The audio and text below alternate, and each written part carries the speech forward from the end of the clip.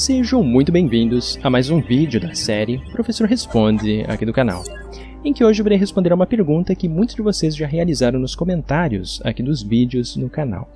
Qual que era a visão de mundo dos antigos escritores bíblicos? Naqueles tempos, eles entendiam que a Terra era plana? E a resposta para esta pergunta é sim. A ideia de uma terra esférica ela só começou a influenciar o pensamento do judaísmo antigo a partir do final do século IV antes da Era Comum. E esta influência se deu de forma bastante lenta e gradativa. Antes disto, os escritores que desenvolveram os textos que posteriormente farão parte da Bíblia hebraica, eles tinham um conhecimento de mundo que era bastante semelhante ao conhecimento e ao pensamento dos babilônicos.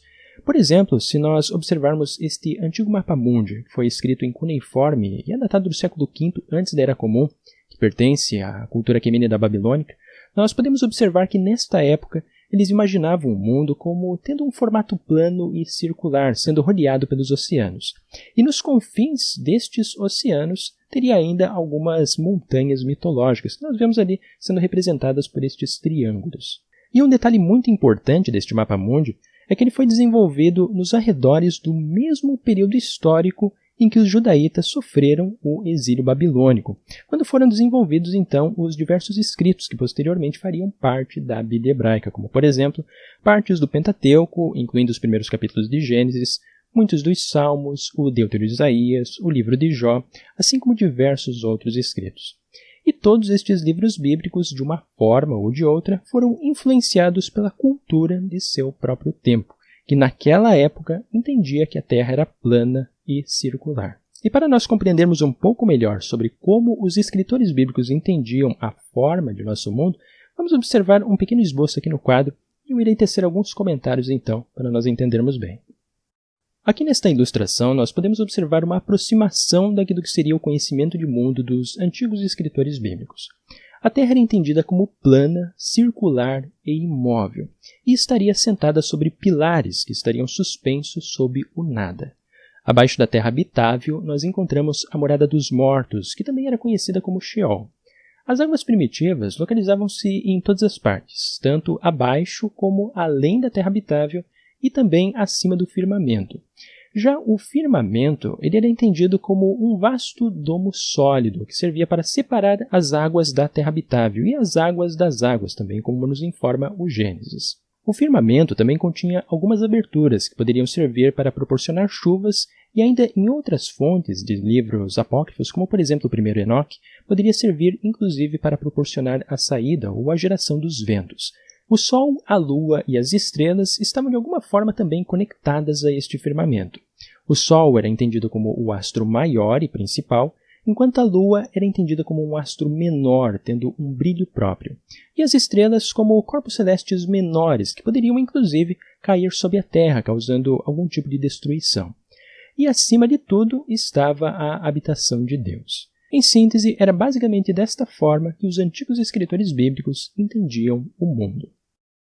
Além destas descrições, conforme eu mencionei, existem alguns detalhes bem interessantes também no primeiro livro de Enoque, que muitas vezes é chamado de o livro de Enoque etíope, especialmente a partir da terceira seção, quando nós estamos então adentrando ao capítulo 72 em diante, que ali nós temos várias descrições sobre a movimentação dos astros no céu e como que eles poderiam funcionar. Vamos conferir uma pequena parte deste interessante texto. Este é o primeiro mandamento dos luminares. O Sol é um luminar cuja saída é uma abertura do céu, que é localizada na direção leste, e cuja entrada é outra abertura no céu, localizada no oeste. Vi 6 aberturas pelos quais o Sol nasce e 6 aberturas pelos quais se põe. A Lua também nasce e se põe através das mesmas aberturas, e eles são guiados pelas estrelas. Nas extremidades da terra vi 12 portões abertos para todos os ventos, dos quais procedem e sopram sobre a terra. Os 3 primeiros são aqueles que estão em direção ao leste, 3 estão em direção ao norte, 3 atrás daqueles que estão à esquerda em direção ao sul e 3 no oeste. De 4 deles procedem ventos de bênção e saúde, e de 8 procedem ventos de punição, quando são enviados para destruir a terra e o céu acima dela, todos os seus habitantes e todos os que estão nas águas ou em terra seca.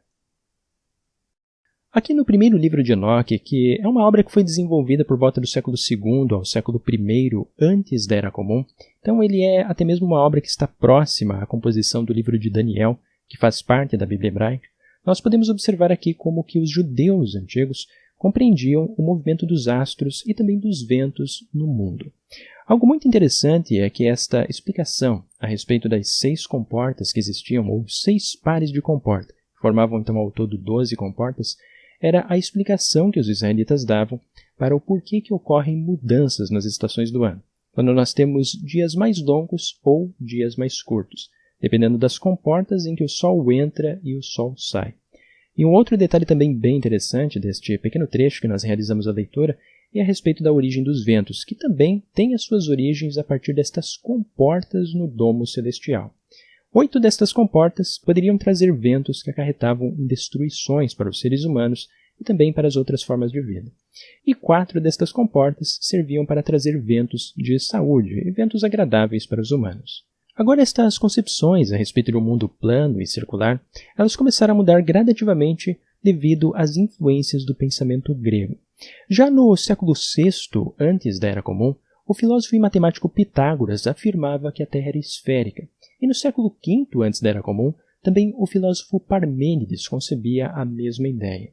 Após isto, nós tivemos Aristóteles, no século IV, antes da Era Comum, que inclusive coletou evidências observacionais de uma Terra esférica, e por volta do ano 240 antes da Era Comum, então ali por volta do século III antes da Era Comum, nós tivemos Eratóstenes, que determinou pela primeira vez a circunferência da Terra. E foi especialmente a partir do período helenístico que se iniciou, após as conquistas de Alexandre o Grande ao final do século IV antes da Era Comum, e também no posterior período romano, com a expansão do Império, que estas ideias gregas começaram a influenciar de forma bastante lenta e gradativa o pensamento dos antigos judeus e também dos primeiros cristãos. E já a partir do início da Idade Média, a maior parte dos estudiosos religiosos, tanto judeus quanto cristãos e também depois islâmicos, eles vão aceitar a ideia de uma terra esférica, entendendo que os textos bíblicos que mencionam a respeito de uma terra ou dão a entender que ela seria plana ou tendo outras formas, deveriam ser compreendidos de uma forma alegórica, metafórica ou poética. E já ao final do período medieval, com o aperfeiçoamento dos cálculos matemáticos e também o avanço dos diversos instrumentos científicos na modernidade, as concepções relacionadas ao formato da Terra como sendo semelhante a uma esfera, com um pequeno achatamento nos polos, foi entendida como um fato científico, aceito sem quaisquer problemas para a maior parte dos religiosos, com exceção de alguns fundamentalistas.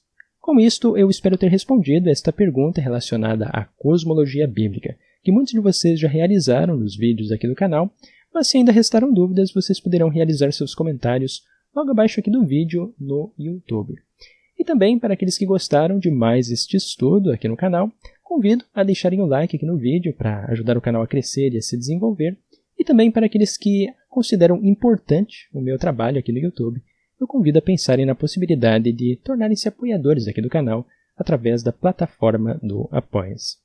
Com isto, eu agradeço muito a todos os que acompanharam a mais este vídeo e nos vemos muito em breve no próximo estudo aqui do canal.